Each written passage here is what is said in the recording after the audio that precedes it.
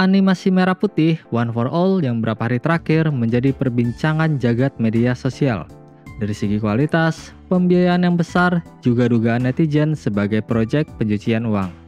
Ditambah fandom anime yang membandingkan dengan movie Demon Slayer yang bakal tayang di waktu yang berdekatan.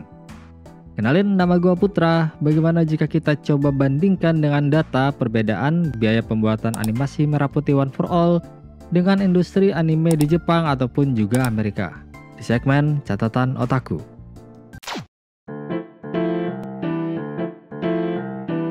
Animasi merah putih One for All yang di awal bagi sang kreator diinginkan menjadi animasi karya anak bangsa yang menaikkan semangat merah putih, tapi ternyata di luar dugaan menjadi sebuah cambukan yang keras dari jagat maya terhadap sang kreator tersebut.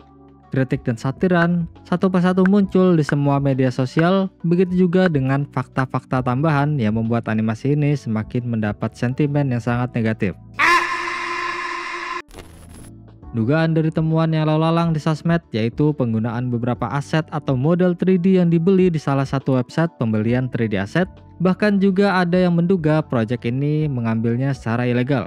Begitu juga dengan proyek yang banyak orang katakan syarat akan pencucian uang, walaupun dari pihak saudara dan Kementerian Ekraf sudah menepis kabar tersebut.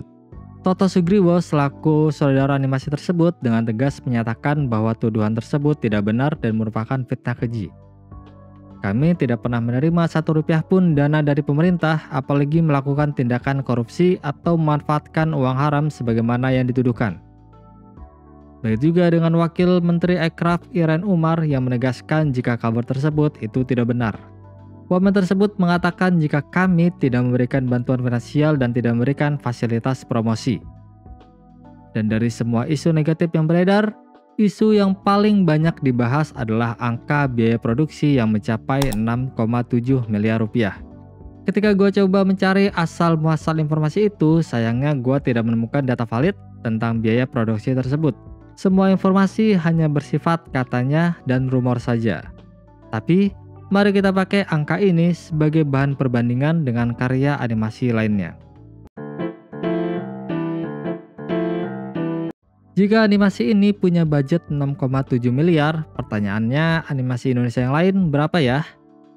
Sutradara senior Hanung Bramantyo juga ikut membahas isu tersebut. Kalian bisa baca sendiri isi lengkap argumennya di Instagram beliau. Tapi ada satu hal yang menarik untuk dibahas, yaitu potongan kalimat beliau yang menuliskan budget pembuatan film animasi minimal di angka 30-40 miliar di luar promosi, dikerjakan dalam jangka waktu 4-5 tahun. Ketika potongan kalimat ini menjadi pembahasan besar di fandom anime yang membandingkan jika Demon Slayer hanya membutuhkan 1 miliar lebih setiap episodenya. Tapi pertanyaannya, benarkah biaya pembuatan anime hanya 1 miliar lebih? Kok bisa? Karena jika kita mengambil patokan animasi movie Jumbo yang populer di Indo, menelan biaya produksi hampir 70 miliar menurut yang dikatakan Wakil Gubernur DKI Jakarta Rano Karno.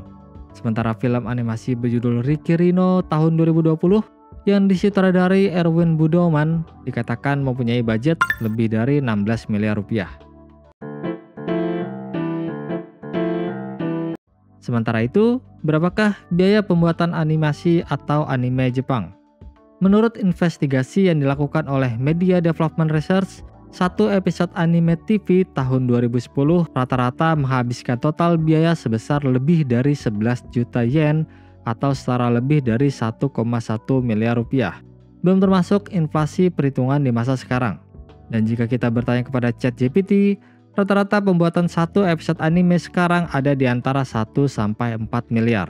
Jika kita mengambil angka ini saja, berarti biaya animasi merah putih One for All yang diduga mencapai 6,7 miliar punya selisih yang sangat jauh dengan biaya per episodenya anime, dan juga tidak sebanding dengan hasil kualitasnya.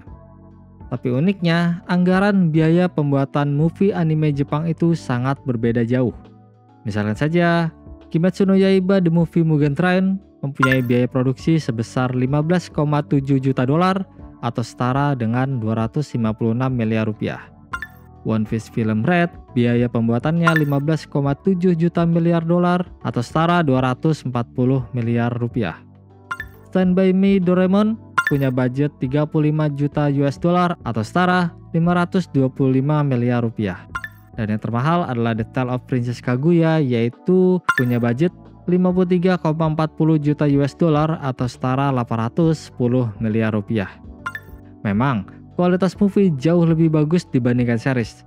Tapi kenapa ya, kok bisa total selisih anggarannya bisa ratusan kali lipat dibandingkan seriesnya? Sebelum itu, coba kita bahas biaya pembuatan animasi Amerika. Dalam berita yang ditulis Anime News Network pada awal September 2015, dikatakan jika biaya produksi anime jauh lebih murah dibandingkan animasi Amerika. Misalkan saja serial televisi 2D seperti The Simpsons atau animasi garapan Nickelodeon saja memakan biaya produksi sebesar 1-2 juta US dollar per episode atau setara 13,3 sampai 26,7 miliar rupiah per episodenya. Dan biaya itu semakin besar dari tahun ke tahun karena faktor inflasi. Episode terakhir The Simpsons saja kini telah memakan biaya lebih dari 5 juta US dollar atau setara 66,9 miliar rupiah. Sementara itu, acara televisi seperti Avatar The Last Airbender yang disiarkan Nickelodeon diperkirakan memakan biaya sebesar 1 juta US dollar atau setara 13 miliar rupiah per episodenya. Dari sini bisa dikatakan pembuatan series anime mempunyai sisi anomali tersendiri di mana mereka berhasil menekan biaya eksekusi menjadi sangat murah dibandingkan Amerika juga Indonesia. Tapi pertanyaannya, kenapa bisa begitu? Jawabannya adalah ternyata anime series Jepang itu tidak semuanya menguntungkan. Sementara jumlah produksi anime series setiap musimnya begitu banyak. Karena itu mereka harus menekan angka seminimal mungkin agar series yang populer bisa menguntungkan dan mengurangi resiko kerugian dari anime-anime yang tidak populer. Mungkin terdengar aneh, karena tahun 2024 industri anime Jepang mencapai rekor tertinggi dengan pendapatan tembus sampai 21 miliar US dollar. Jawabannya, kita harus menjabarkan dulu dari mana sumber pendapatan tersebut. Hampir dari pendapatan terbesarnya adalah dari merchandise. Dan uniknya jika dijabarkan, pendapatan terbesar ada di luar negeri. Sementara pendapatan TV ada di paling bawah yang sangat kecil sekali. Jadi dari kesimpulan itu, walaupun pendapatan anime Jepang sangat besar, tapi nyatanya tidak semua judul anime adalah penyumbang pendapatan besar tersebut. Ada banyak serial yang tidak populer di luar negeri, begitu juga dengan penjualan merchandise-nya. Situasi tersebut yang membuat mereka berpikir bagaimana caranya menekan biaya produksi semurah mungkin, agar kalaupun rugi bisa tertutupi dengan pendapatan di sektor lain. Karena kalau mereka menggunakan budget yang mahal, mereka akan susah menutupi gap kerugian dari serial tersebut. Juga, mereka akan mengambil keuntungan sebesar-besarnya dari seri-seri yang begitu populer seperti One Piece ataupun Jujutsu Kaisen.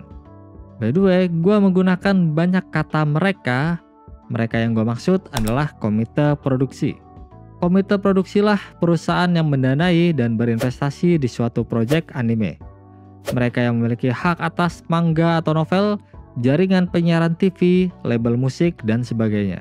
Merekalah yang mengatur dan berhitung serial mana yang bisa diproduksi, serial mana yang akan menguntungkan, serial mana yang jika dibuat anime akan rugi tapi masih bisa ditutupi di sektor lain, dan seterusnya. Misalkan saja banyak serial anime yang dibuat hanya untuk mendomplang penjualan dari manganya, atau mengincar event-event seiyu karena serial itu punya konsep cerita tentang idol. Atas kebijakan dari komite produksi tadi yang ngebuat biaya produksi series anime menjadi sangat kecil dan menjadi sisi gelap industri kerja dunia anime yang terus menjadi isu setiap tahunnya. Seperti studio yang mendapat budget rendah tapi meminta hasil kualitas bagus, animator digaji sangat kecil yang menerima gaji kurang dari 2 juta yen per tahun. Belum lagi kalau teman-teman pernah menonton anime Shirobako, diperlihatkan mereka selalu datang di pagi hari dan sering pulang tengah malam untuk rapat, yang berarti kerja lembur yang tidak masuk akal. Juga diperlihatkan karakter Honda yang bekerja sebagai manajer produksi si gampang itu pindah pekerjaan menjadi koki pastry, yang seharusnya manajer produksi mendapat gaji yang sangat besar mengingat industri anime yang sangat besar. Mungkin dari rincian di atas, teman-teman sudah punya gambaran mengenai industri animasi di dunia. Animasi merah putih One for All nggak bisa dipungkiri jika benar anggarannya 6,7 miliar. Secara fair, kita harus bilang itu masih masuk kategori yang terlalu sedikit. Walaupun tetap harus dikritik, kualitas seperti itu seharusnya tidak layak untuk tayang di bioskop. Juga sedikit kesimpulan, kenapa series anime biayanya begitu murah? Karena mereka akan mengambil biaya terendah untuk menutupi resiko kerugian yang ada. Misalkan saja anime yang sekarang populer seperti One Piece atau Jujutsu Kaisen, kalau mau bisa saja punya anggaran 5-10 miliar per episode, karena mereka sangat populer dan akan tetap untung di banyak sektor. Tapi serial yang tidak populer akan kesusahan mengikuti anggaran tersebut. Dan kebijakan tersebut berdampak buruk untuk dunia kerja di bidang anime Jepang, dan sampai sekarang masih menjadi salah satu sisi gelapnya Jepang. Oke, terima kasih yang sudah menonton sampai habis. Mohon maaf kalau ada data yang salah, kalian bisa bantu koreksi di kolom komentar. Juga, kalau kalian suka video semacam ini, bisa bantu channel ini dengan subscribe, like, juga kasih komentar, saran, dan kritiknya. Oke, sampai jumpa lagi di video selanjutnya.